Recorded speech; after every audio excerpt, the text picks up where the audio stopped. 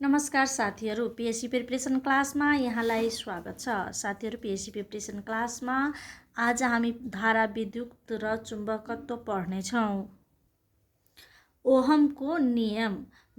जर्मनीका George Simon ओहमले सन् 1826मा कुनै सुचालक तारबाट बहने विद्युत धारा र त्यसको पोटेन्सियल फरक बीचको सम्बन्धलाई सूत्रबद्ध गरेका थिए।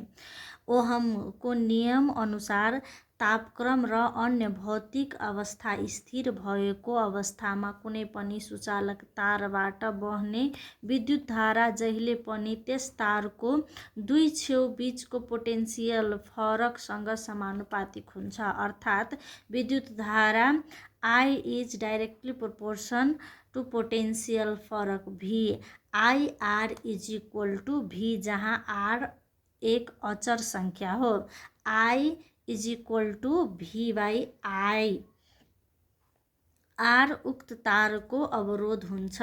यहाँ पोटेन्सियल फरकलाई भोल्ट V, करेन्ट I लाई एम्पियर र अवरोध R लाई ओहममा नापिन्छ। अवरोध। कुनै वस्तुबाट विद्युत प्रवाह हुँदा त्यस वस्तुको गुण अनुसार विद्युत प्रवाह रोक्न खोज्ने गुणलाई अवरोध भनिन्छ। यसलाई R ले जनाइन्छ र ohm एकाइमा नापिन्छ।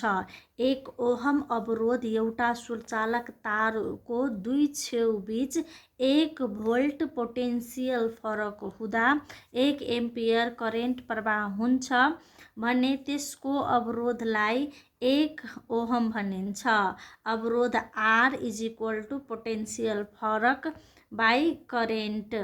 R is equal to V by I। 1 ohm is equal to 1 volt बट्टा 1 एम्पियर। विद्युत अवरोध चालकको निम्नलिखित कुरामा भर पर्दछ। चालकको लम्बाइ बढेमा अवरोध पनि बढ्छ। R is directly proportion to L। चालकको मोटाइ बढेमा अवरोध घट्छ। R is directly proportion by A by 1 by A। चालकको तापक्रम बढेमा अवरोध बढ्छ। R is directly proportion T। चालक बनेको वस्तुको गुणसँग समानुपातिक हुन्छ। R is directly proportion to चालको गुण। चालकको स्वरूप और क्वाइल बनाउँदा अवरोध बढ्छ। सुचालक विद्युत प्रवाह गर्ने वस्तुहरू जस्तै धातुहरू, अर्धचालक थोरै विद्युत प्रवाह गर्ने वस्तुहरू जस्तै germanium, silicon, constantan, constantan is equal to तामा 55% र निकेल 45%। यसलाई थर्मोकपल र पाइरोमिटर बनाउन प्रयोग गरिन्छ। Manganin is equal to manganese plus nickel. यसलाई रियोस्ट्याट र ठिकसँग अवरोध नाप्ने रेजिस्टरमा प्रयोग गरिन्छ। फ्युज तार इज इक्वल टु टिन र सिसा मिसाएर बनाइन्छ। पोटेन्सियल फरक। विद्युतको ऋणात्मक ध्रुव अर्थात् न्यून पोटेन्सियल र धनात्मक ध्रुव अर्थात् उच्च पोटेन्सियल बीचको पोटेन्सियलको तहमा भएको फरकलाई नै पोटेन्सियल फरक भनिन्छ। यसलाई भोल्टेज पनि भनिन्छ। एक पोटेन्सियल फरक विद्युत परिपथमा कुनै बिन्दुबाट अर्को बिन्दुमा 1 कोलम विद्युत चार्ज प्रवाह गराउँदा 1 जुल कार्य भएमा ती दुई बिन्दु बीचको पोटेन्सियल फरकलाई 1 भोल्ट भनिन्छ। इलेक्ट्रोमोटिभ फोर्स विद्युत परिपथमा एकाइ चार्ज अर्थात् एक कोलम विद्युत प्रवाह गर्न सेलले उपलब्ध गराउन सक्ने शक्तिलाई त्यस सेलको इलेक्ट्रोमोटिभ फोर्स भनिन्छ। यसलाई पनि भोल्ट एकाइमा नापिन्छ। इएमएफ सधैँ पिडी भन्दा बढी हुन्छ। धारा विद्युत सुचालकबाट हुने इलेक्ट्रोनको प्रवाहलाई धारा विद्युत भनिन्छ। यसलाई एम्पियर एकाइमा नापिन्छ। 1 एम्पियर करेन्ट प्रति सेकेन्ड एक कोलम चार्ज प्रवाह गर्दा प्रवाह हुने धारा विद्युत परिमाणलाई 1 एम्पियर भनिन्छ। करेन्ट I = विद्युत charge Q/T। I = Q/T। 1 ampere = 1 कूलम/1 सेकेन्ड। 6 × 10⁻18 इलेक्ट्रोन/1 सेकेन्ड। त्यसैले 1 सेकेन्डमा 6 × 10⁻18 प्रवाह गराउँदा उत्पन्न हुने विद्युत धारा नै 1 एम्पियर हो। विद्युत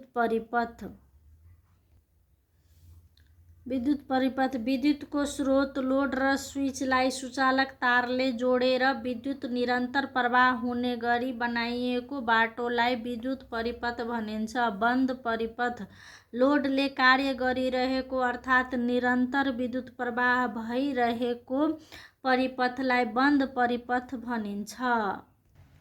खुला परिपथ लोडले कार्य नगरेको अर्थात् विद्युत परिपथ टुटेको र विद्युत प्रवाह नभएको अवस्थाको परिपथलाई खुला परिपथ भनिन्छ। मान्यता प्राप्त विद्युत प्रवाहको दिशा विद्युत परिपथको धन ध्रुवबाट ऋण ध्रुवतिर विद्युत बहन्छन् भन्ने परम्परागत दिशालाई मान्यता प्राप्त विद्युत नोट। विद्युत धाराको एसआई एकाइ एम्पियर हो। यसको सङ्केत ए हो। विद्युत धारा नाप्ने यन्त्रलाई एमिटर भनिन्छ। एमिटरलाई श्रेणीक्रममा जडान गरिन्छ। विद्युत चार्जको मात्रा कोलम एकाइमा नापिन्छ। 1 कोलम = 6 × 10⁻18 इलेक्ट्रोन र 1 एम्पियर = 1000 एम्मिटर। 1 एम्मिटर = 1000 म्युए हुन्छ। विद्युत लोडको जडान समानान्तर जडान विद्युत धारा विभाजित भई लोडहरूमा छुट्टा छुट्टै बहने गरी गरिएको जडानलाई समानान्तर जडान भनिन्छ। श्रेणीक्रम जडान सबै लोडहरूमा एउटै विद्युत धारा बहने गरी गरिएको जडानलाई श्रेणीक्रम जडान भनिन्छ। सेलको वर्गीकरण सेलको समानान्तर समूहीकरण हरेक सेलको धन ध्रुवलाई एक बिन्दु र ऋण ध्रुवलाई अर्को बिन्दुमा जोडेर बनाइएको समूहीकरणलाई समानान्तर समूहीकरण भनिन्छ। यसमा जम्मा V = V1 V2 र V3 श्रेणीक्रम समूहीकरण एउटा सेलको धन ध्रुव दोस्रोको ऋण र दोस्रोको धन तेस्रोको ऋणसँग क्रमशः जोडाएर बनाएको समूहीकरणलाई श्रेणीक्रम समूहीकरण भनिन्छ। V = V1 + V2 + V3 हुन्छ। धारा विद्युतका असरहरू विद्युत शक्तिलाई अन्य शक्तिमा रूपान्तरण गर्नुलाई नै विद्युतको असर भनिन्छ। विभिन्न विद्युत उपकरणहरूको सहायताबाट विद्युत शक्तिलाई अन्य शक्तिमा रूपान्तरण गर्न सकिन्छ। विद्युत का असरहरू निम्न प्रकार छन्। तापीय असर, विद्युतलाई ताप शक्तिमा रूपान्तरण गर्न असरलाई तापीय असर भनिन्छ। विद्युत शक्तिलाई ताप शक्तिमा रूपान्तरण गर्न हिटिङ एलिमेन्ट प्रयोग गरिन्छ। हिटिङ एलिमेन्ट नाइक्रोमबाट बनेको तारको क्वाइल वा प्लेटलाई हिटिङ एलिमेन्ट भनिन्छ, जसले विद्युत शक्तिलाई ताप शक्तिमा रूपान्तरण गर्दछ। निकेल र क्रोमियम धातुहरूका मिश्रणबाट नाइक्रोम बनाइएको हुन्छ। नाइक्रोमको अवरोध क्षमता बढी भएकोले र 900 डिग्री सेल्सियससम्म तात्दा पनि अक्सिजनसँग प्रतिक्रिया नगर्ने भएकोले नै यसलाई हिटिङ एलिमेन्टको रूपमा प्रयोग गरिन्छ। प्रकाश असर, विद्युत शक्तिलाई प्रकाश शक्तिमा रूपान्तरण गर्ने कार्यलाई प्रकाश असर भनिन्छ। फिलामेन्ट बत्ती वा फ्लोरोसेन्ट बत्तीको सहायताले विद्युत शक्तिलाई प्रकाश शक्तिमा रूपान्तरण गरिन्छ। फिलामेन्ट बत्ती, काँचको चिमभित्र टङ्स्टन धातुको मसिनो क्वाइल राखी बनाइएको बत्तीलाई फिलामेन्ट बत्ती भनिन्छ, जसमा विद्युत प्रवाह गर्दा तातेर प्रकाश दिन्छ। टङ्स्टन धातुको अवरोधहरू बढी हुने र 3400 डिग्री सेल्सियस तापक्रमसम्म नपग्ने भएकोले यसलाई 2900 डिग्री सेल्सियससम्म तातेर प्रकाश र ताप शक्ति दिन्छ। फ्लोरोसेन्ट बत्ती, गोलो र लामो नली आकारको काँचबाट बनेको बत्ती जसको दुवै छेउमा इलेक्ट्रोनहरू राखिएको हुन्छ र नलीको भित्रपट्टि वरिपरि फ्लोरोसेन्ट पाउडरले लेपन गर्दाको साथै मर्करीको बाफ भरिएको हुन्छ, त्यसलाई फ्लोरोसेन्ट बत्ती भनिन्छ। आजभोलि चिम आकारको CFL को प्रयोग बढी प्रचलनमा आएको छ। फ्लोरोसेन्ट बत्तीमा इलेक्ट्रोडहरूको सहायताले पारोको बाफमा परावैजनी किरण उत्पन्न हुन्छ, जसले फ्लोरोसेन्ट पाउडरलाई चम्काइदिन्छ र प्रकाश उत्पन्न हुन्छ। फिलामेन्ट बत्तीले विद्युत शक्तिमध्ये 10% प्रकाश दिन्छ र 90% ताप दिन्छ भने फ्लोरोसेन्ट बत्तीले 30% प्रकाश दिन्छ र 70% ताप दिन्छ। यसैगरी फिलामेन्ट बत्तीको औसत आयु 1000 घण्टा हुन्छ भने फ्लोरोसेन्टको आयु 3000 आवर हुन्छ।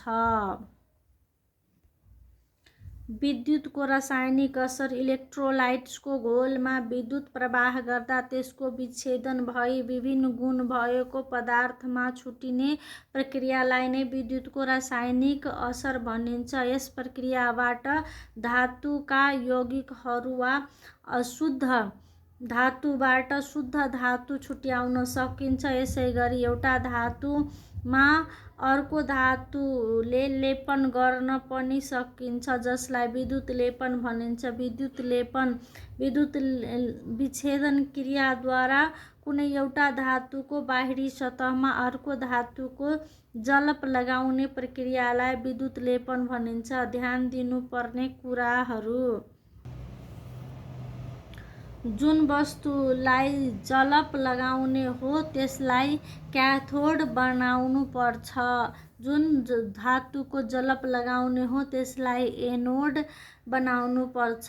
जुन धातुको जलप लगाउने हो त्यसको इलेक्ट्रोलाइट बनाउनु पर्छ। विद्युत विच्छेदन कुनै इलेक्ट्रोलाइट्सको घोलमा विद्युत प्रवाह गरी त्यसको विच्छेदन गर्न अर्थात् टुक्र्याउने प्रक्रियालाई विद्युत विच्छेदन भनिन्छ। जस्तै पानीमा 1-2 थोपा अम्ल वा लवण मिसाई विद्युत प्रवाह गर्दा अक्सिजन र हाइड्रोजन ग्यासमा छुट्याउन सकिन्छ, जसलाई पानीको विद्युत विच्छेदन भनिन्छ। इलेक्ट्रोलाइट्स विद्युत प्रवाह हुने घोललाई इलेक्ट्रोलाइट्स भनिन्छ। इलेक्ट्रोलाइट्समा विद्युत प्रवाह गराउने रडलाई इलेक्ट्रोलाइट्सहरू भनिन्छ। इलेक्ट्रोलाइट्सहरू दुई प्रकारका हुन्छ। एनोड विद्युतको धन ध्रुव जोडिएको रङ, क्याथोड विद्युतको ऋण ध्रुव जोडिएको रड। विद्युतको चुम्बकीय असर विद्युतीय शक्तिलाई चुम्बक शक्तिमा रूपान्तरण गर्ने कार्यलाई विद्युतको चुम्बकीय असर भनिन्छ। कुनै सुचालक तारमा विद्युत प्रवाह गर्दा त्यस तारको वरिपरि चुम्बकीय क्षेत्र उत्पन्न हुनु विद्युतको चुम्बकीय असर हो। विद्युत चुम्बक विद्युतको सहायताबाट बनाइएको चुम्बकलाई विद्युत चुम्बक भनिन्छ। यसमा आवश्यकता अनुसार चुम्बक शक्ति उत्पन्न गर्न र हटाउन सकिने भएकाले यसलाई विभिन्न कार्यमा प्रयोगमा ल्याउन सकिन्छ। विद्युत घण्टी, माइक्रोफोन, रेडियो, टेलिभिजन, टेलिफोन आदिमा विद्युत चुम्बक प्रयोग गरिन्छ। विद्युत चुम्बकको शक्ति बढाउने तरिका। तारको फन्का बढाउने विद्युत चुम्बकको लागि नरम फलाम प्रयोग गर्ने। विद्युतको मात्रा अर्थात् शक्ति बढाउने। विद्युत चुम्बकीय उत्पादन। कुनै सुचालक तारले चुम्बकीय बल रेखालाई लम्ब रूपमा काट्दा विद्युत उत्पन्न हुने प्रक्रियालाई विद्युत चुम्बकीय उत्पादन भनिन्छ। उत्प्रेरित करेन्ट। सुचालक तारले चुम्बकीय बल रेखालाई काट्दा उत्पन्न हुने विद्युतलाई उत्प्रेरित करेन्ट भनिन्छ। चुम्बकीय क्षेत्र। चुम्बक स्वतन्त्रपूर्वक झुन्ड्याउँदा उत्तर दक्षिण फर्केर रहने तथा चुम्बकीय वस्तुलाई आकर्षण गर्ने वस्तु नै चुम्बक हो। चुम्बकले आफ्नो वरिपरि रहेको क्षेत्र जहाँसम्म अन्य चुम्बक वा चुम्बकीय वस्तुलाई असर पुर्याउन सक्छ त्यसलाई चुम्बकीय क्षेत्र भनिन्छ। चुम्बक जति शक्तिशाली हुन्छ त्यति नै त्यसको चुम्बकीय क्षेत्र ठुलो हुन्छ र कमजोर चुम्बकको चुम्बकीय क्षेत्र पनि सानो हुन्छ। अणुचुम्बक। चुम्बक र चुम्बकीय वस्तुका अणुहरूमा चुम्बकीय गुण हुन्छ जसलाई अणुचुम्बक भनिन्छ। चुम्बकीय बल रेखा। कुनै चुम्बकले चुम्बकीय क्षेत्रभित्र कम्पास राख्दा त्यसको उत्तरी ध्रुवले देखाइएको पथलाई कोर्दै जाँदा बन्न वक्र पथलाई नै चुम्बकीय बल रेखा भनिन्छ। चुम्बकीय बल रेखाहरू चुम्बकको उत्तरी ध्रुवबाट सुरु भई दक्षिण ध्रुवमा अन्त हुन्छ। पृथ्वीको चुम्बकीय क्षेत्र। पृथ्वीमा पनि चुम्बकीय गुण भएकोले यसलाई विशाल चुम्बकको रूपमा लिइन्छ। त्यसैले पृथ्वीको पनि आफ्नो चुम्बकीय क्षेत्र रहेको छ। पृथ्वीको भौगोलिक उत्तरी ध्रुवमा चुम्बकीय दक्षिणी ध्रुव रहेको र भौगोलिक दक्षिणी ध्रुवमा चुम्बकीय उत्तरी ध्रुव रहेको छ। चुम्बकको सहायताबाट पृथ्वीको चुम्बकीय बल रेखाहरू कोर्न सकिन्छ।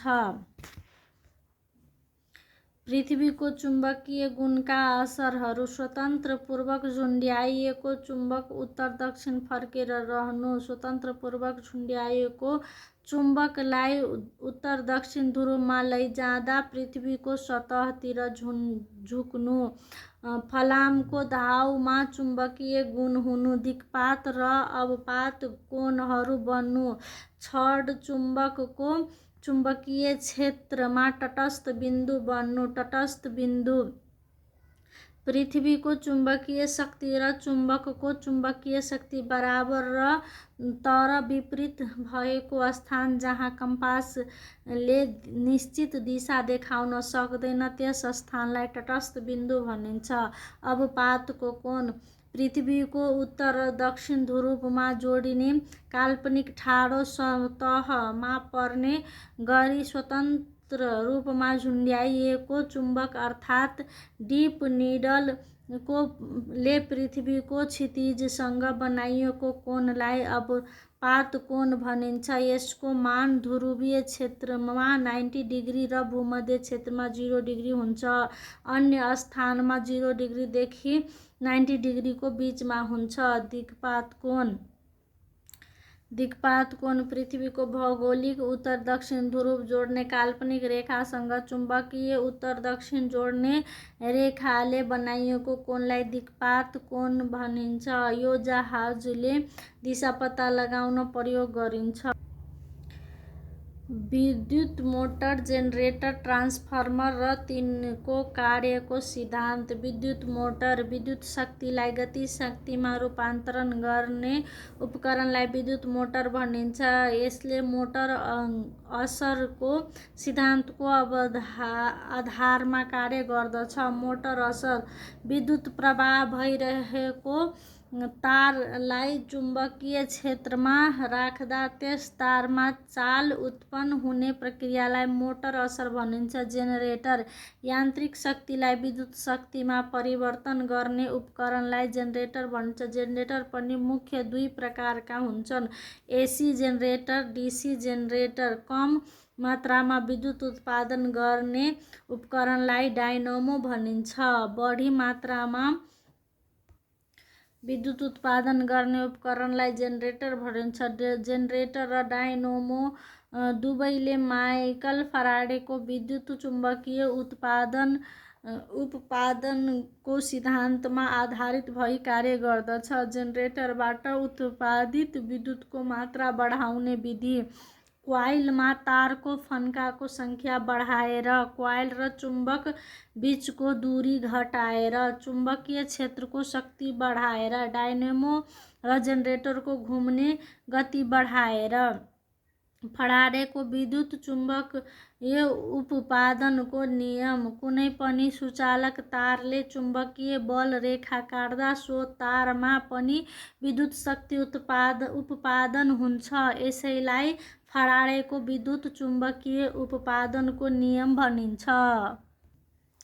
ट्रान्सफर्मर अल्टरनेटिङ इलेक्ट्रोमोटिभ फोर्सको मात्रा बढाउन वा घटाउन प्रयोग गर्ने विद्युतीय उपकरणलाई ट्रान्सफर्मर भनिन्छ। यो पारस्परिक उत्पादनको सिद्धान्तमा आधारित हुन्छ। ट्रान्सफर्मर मुख्यतया दुई प्रकारका हुन्छन्, स्टेप अप ट्रान्सफर्मर, अल्टरनेटिङको मात्रा बढाउने transformer, step down transformer, alternating इएमएफको मात्रा घटाउने ट्रान्सफर्मर।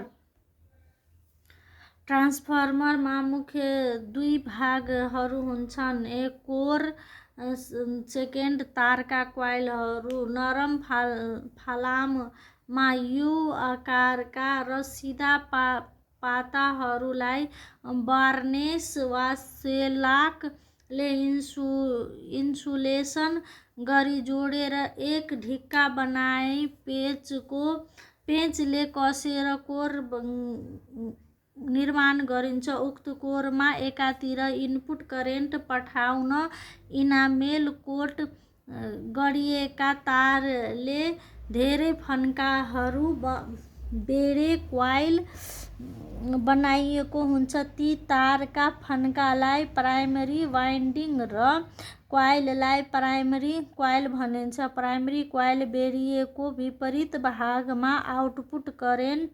निकाल्नको लागि अर्को तारहरूको क्वाइल बनाइन्छ। यसलाई सेकेन्डरी क्वाइल भनिन्छ र तारको फन्कालाई सेकेन्डरी वाइन्डिङ भनिन्छ। ट्रान्सफर्मरको सिद्धान्त V2/V1 = N2/N1 हुन्छ। स्टेप अप र स्टेप डाउन ट्रान्सफर्मर बीच फरक। स्टेप अप ट्रान्सफर्मर इनपुट विद्युतको भन्दा आउटपुट विद्युतको चाप बढाउँछ। स्टेप डाउन ट्रान्सफर्मर इनपुट विद्युतको चाप भन्दा आउटपुट विद्युतको चाप घटाउँछ। प्राइमरी भन्दा सेकेन्डरी क्वाइल मा तारको फन्को बढी हुन्छ। Step up transformer. Step down transformer primary भन्दा सेकेन्डरी कोइलका तारहरूको फन्का कम हुन्छ। स्टेप अप ट्रान्सफर्मर विद्युत उत्पादन गृहमा प्रयोग गरिन्छ। Step down transformer radio, television आदिमा प्रयोग गरिन्छ। साथीहरू, आजलाई यति नै। लाइक, सब्सक्राइब एन्ड कमेन्ट गर्दै गर्नुहोला। धन्यवाद।